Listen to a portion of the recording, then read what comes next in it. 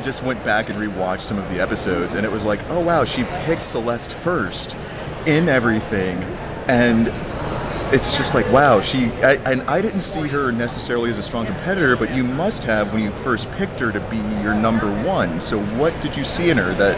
Well, one of the things that really stood out to me about Celeste from the beginning was that she was a competitor, and she had a very competitive spirit, and I wanted that on the team. And one of the reasons we formed an alliance early on. I don't know if people realize this, but the second or third day it was Celeste, Virgil, and myself had a threesome, but Celeste and I were we wanted to make it to the Final Four together.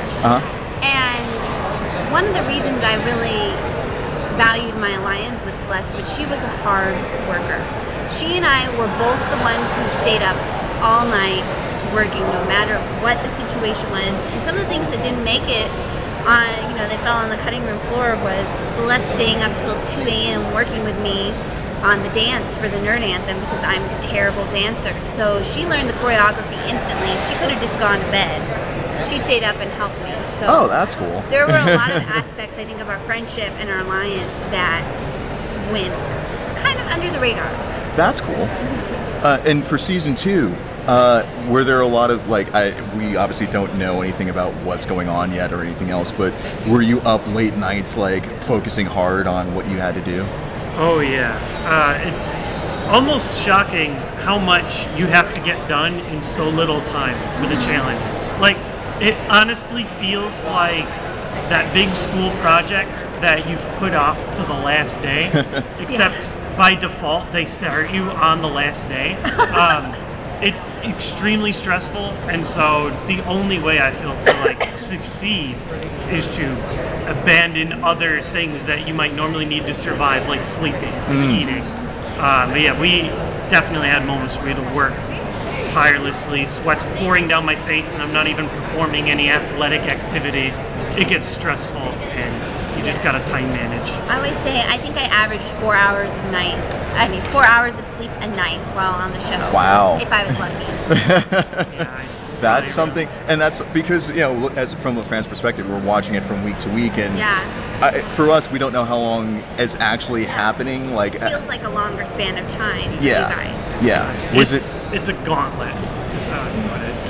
Were 28 days. Oh, okay. So, wow. So you were probably doing 1 or 2 challenges a week or something, or? Well, usually how it would work is you'd have a challenge a day, and then you'd have another challenge the next day. So and if it was a 2-day challenge, then you might have 1 day of working on it, and then you have to perform it the next day. There's very little time where you're not currently in a competition of one form or another. Okay.